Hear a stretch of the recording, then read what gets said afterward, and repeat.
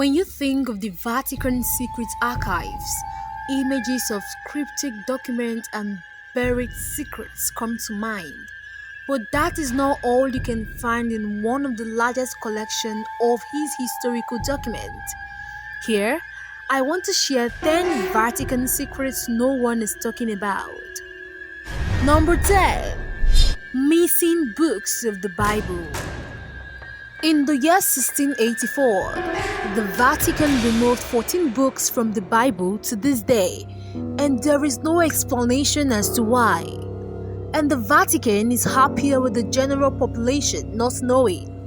There were originally 80 books in the Bible when it was translated from Latin to English back in the year 1611. These days, there are only 66, and the missing books are known as the Apocrypha, which in Greek means hidden. The missing books include the first book of Esdras, the second book of Esdras, the first book of Maccabees, the second book of Maccabees, the book of Baruch, the book of Bel and the Dragon, Ecclesiastes or the Preacher, the book of Esther, the book of Judith, the prayer of Manasseh, the song of Solomon, the history of Susanna, the book of Tobit, the book of wisdom.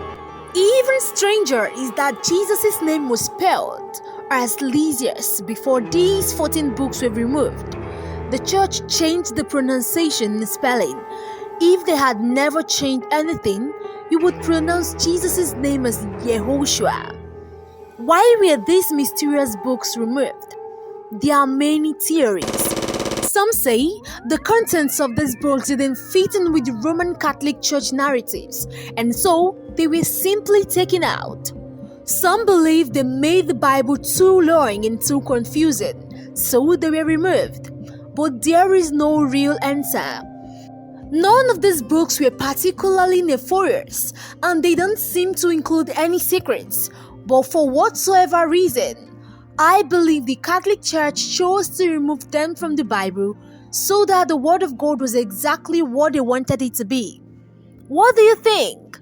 Let me see your comment below, and don't forget to subscribe to this channel and turn on the notification bell so that you'll be the first person to get notified anytime we drop another interesting video like this. Number 9. Alien Influences. Russian professor Genrikh Ludwig allegedly gained access to the secret Vatican archives in the year 1920s and came upon some extremely disturbing information. Before I keep going, keep in mind that this has never been 100% confirmed. The story has been circulating for nearly a century, but we don't actually have the evidence that Ludwig was inside the secret archives. The story goes that Ludwig was allowed into the archives where he discovered over 53 miles, 85 kilometers of shelving, and 35,000 volumes of catalogs. There were documents from over 12 centuries of European history while he was browsing through the seemingly endless corridors of ancient texts. He started finding things that didn't make sense. There were papers that discussed how aliens had influenced all the most ancient civilizations of the world, from the Egyptians to the Mayans. He also allegedly found historical records of nuclear-style weapons being used in the ancient times. One test explained how the walls of Babylon were melted by a weapon that output monstrous temperatures. The professor was never able to leave the Vatican with these documents, so conveniently for his story, no one except him has ever actually seen them. Still, it's interesting that the information about aliens visiting ancient societies and helping them to progress does fit to the known evolution of society. In the 4th millennium BC, the Sumerians went from a bunch of primitive hunters to building walls, laying down irrigation canals, and coming up with a writing system. It could very well be that the aliens helped them and that the Vatican has known about it all this time. Then again, Professor Ludwig may have just been generating a hoax. Number 8. The Antichrist. In the year 2010, Reverend Gabriel Amort was 85 years old. He was also the chief exorcist in the Vatican with a history of treating over 50,000 cases of demonic possession. He had a small office on the third floor of Vatican City where he operated as a very real estate for 25 years. In an interview with the Italian newspaper La Repubblica, the Reverend defended his work and freely admitted that he believes the devil is a pure and invisible spirit of evil. He also told the reporters that the devil can speak many languages. He can transform himself at will and he can stay hidden when necessary. The very fact that the Vatican has sanctioned over 7,000 exorcisms is pretty shocking. But perhaps even more shocking is that when the Reverend discussed an attack by the devil in 1981, Gabriel Amort claimed the devil infiltrated the Vatican and tried to directly attack John Paul II. And then in 2008, the devil got back in the Vatican again and possessed the Swiss-Italian woman named Sue. On a meal on Christmas Eve, she attempted to push down Pope Benedict XVI, but was foiled by the pontifical Swiss guard. She went back the next year on Christmas Eve during midnight mass and knocked the Pope over. It's very likely that Susanna was just suffering from some kind of mental illness, but according to the Reverend, she was a servant of the devil. The Reverend passed on in 2016, leaving behind a rather bizarre legacy of demonic paranoia in the Vatican. What do you think? Was the woman genuinely possessed? Let me see your answer in the comment box below. Number 7. The 3 Secrets of Fatima. The Vatican may look like a simple religious organization from the outside, but they are a lot more mystical than people realize. They have their prophecies and their secrets, most of which they would prefer outsiders to not know about. The biggest prophecy of all was delivered in May 13, 1917. 3 young Portuguese shepherds were visited by an apparition of the Virgin Mary. They were visited 6 times between May and October. Throughout these visits, the Virgin Mary gave the children 3 prophetic secrets. These secrets were Apocrypha visions of the end of the world. After hearing about the Vatican beliefs, they are under constant attacks by the devil. It should come as no surprise that they take these secret prophecies very seriously. Lucia Santos became the speaker for the 3 shepherd girls. In 1941, she finally revealed to the Vatican 2 of the secret prophecies. They were written down and taken away. In the year 1943, the Bishop of Varia asked to reveal the 3rd secret, but Lucia refused. She said she didn't think God was ready for her to unveil the secret just yet. But later that year, the bishop had enough and ordered that Lucy write it down. She did, but sealed it in an envelope with directions not to open it until the year 1960. The first secret was revealed by Lucia in her memoir, To Be a Vision of Hell. It's pretty graphic and pretty terrible, and we don't need to go into it here. The second secret had to do with World War I and World War II.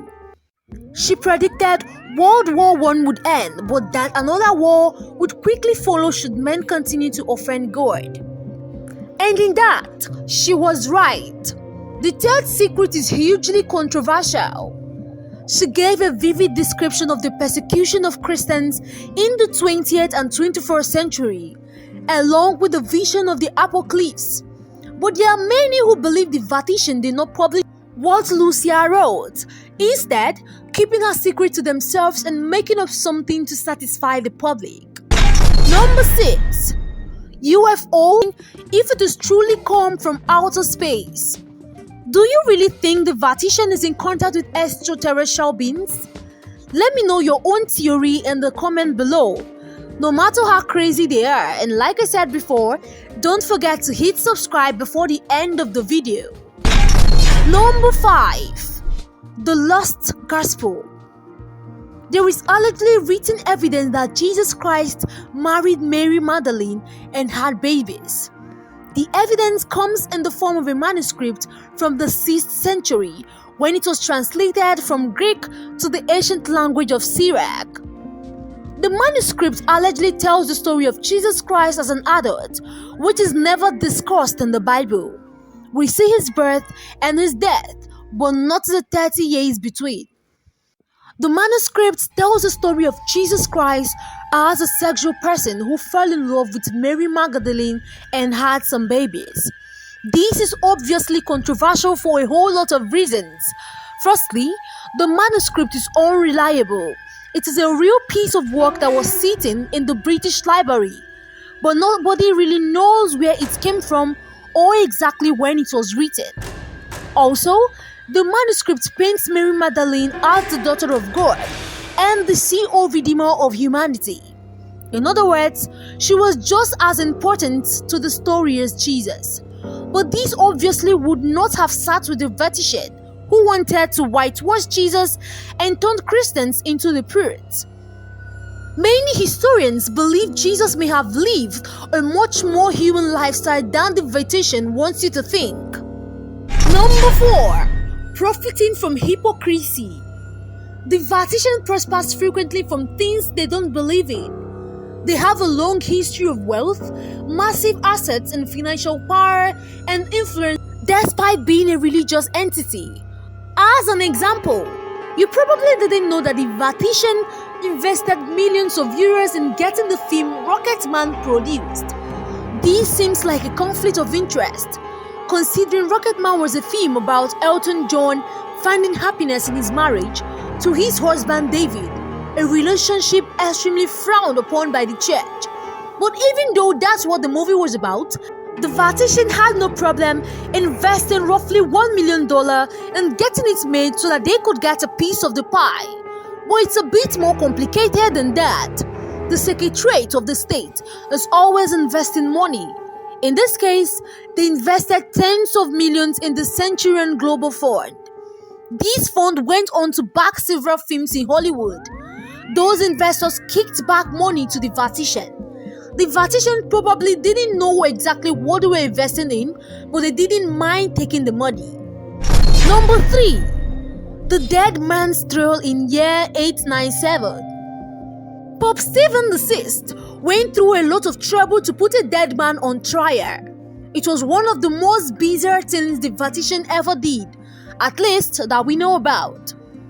The remains of the former pope were put on trial by his successor. Pope Formosus had already been dead for a few months and had no real way of defending himself or his honor. Nonetheless, he was interred, put in robes, and then stuck on the papal throne to be handed justice. A deacon was even appointed to speak on behalf of the corpse. What followed would seem like insanity. Pope Stephen VI accused the former pope in front of an audience and hurled words at him as though he was screaming at a real living person. The dead pope was at the end of this facial trial found guilty of usurping the papacy. In other words, he stole the throne of the pope. Stephen VI then had all his act, while officially the pope labeled null and void. Everything Pope Formosus had done was undone. 3 of his fingers were cut off and his body was cast into the river shortly after Pope Stephen VI was thrown in prison and then strangled to death. The whole point is that being the pope wasn't the best job in the medieval days. They were normally complete lunatics. It was more political and religious, and most of them died young. The successor to Stephen VI was Romanus. He lasted 92 days before being killed. His successor, Theodore II, and he didn't last more than 2 weeks, who knew that the papacy was so rife with high-octane drama and violence. Number 2. The Secret Archives. There is no place in this world more secret than the Vatican Secret Archives.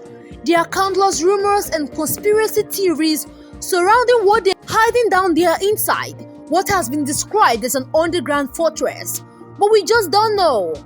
Everything in the archive is so secretive that the Vatican only allows entry to the most trusted scholars over the age of 75.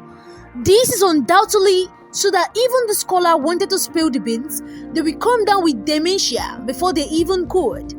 And while some say that there are alien bodies in the archives and wild things like time machines, none of that is probably true. The truth is that the archives are full of correspondence relating to the Pope. They also hold treasure from the Catholic Church. And because this is the Catholic Church we are dealing with, they obviously don't want everyone guacking their treasures. We do know of some artifacts being held in the archives. There's a letter from Mary, Queen of Scots, before she was killed in 1587. There are documents relating to the excommunication of Martin Luther. The transcripts from the trial against the Knights Templar are housed here. Anything important relating to the church over the past 1,200 years can be found in the archives. But a lot of this stuff is sensitive material, and so the church is never going to let the public get a hold of it, even if they appear to open the archives to anyone interested. It's probably be a half-truth. The real secret will be stashed away in an even more secure archives somewhere out of your reach. Number 1. The highest crime rate. There's one thing about Vatican City that they don't advertise to the tourists. They have one of the highest crime rates in the entire world. Statistics show that in Vatican City, 1 to 1.5 crimes are committed each year per person. Does that mean you are going to get robbed and murdered on a visit to the city? Probably not. Vatican City is one of the world's highest crime rates per capita.